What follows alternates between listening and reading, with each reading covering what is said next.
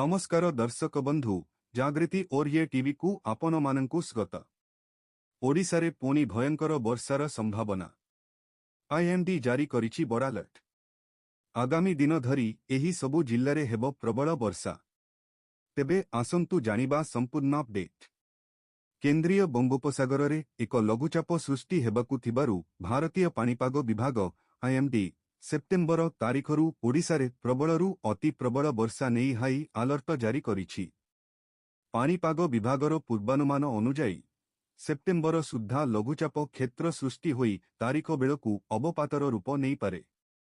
एही सिस्टम तारिख सुद्धा दक्षिण ओडिशा और उत्तर आंध्र प्रदेश उपकूल देई अतिक्रम करिब, जहां फलरे राज्य रे व्यापक वर्षा हेब। एही संभाव्य वर्षाकु दृष्टि रे रखी कोरापुट, नवरंगपुर और नुआपड़ा जिल्ला पई ऑरेंज वार्निंग एवं मालकानगिरी, कंधमाल, कलाहांडी, रायगड़ा, गंजाम, गजपति और बालेश्वर जिल्ला पई येलो वार्निंग जारी करा जाइछि।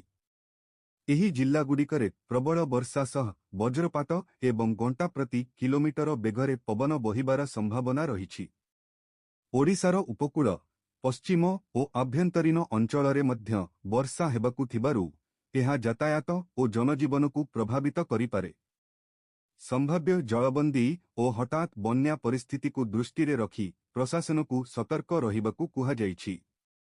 सेप्टेम्बर तारीख पर्यंत बंगोपसागर और ओडिशा उपकूल रे समुद्र अशांत रहिबार संभावना थिबारु मत्स्यजीवी मानंकु समुद्र भितरकु न जिबा पई परामर्श दिया जाइछि।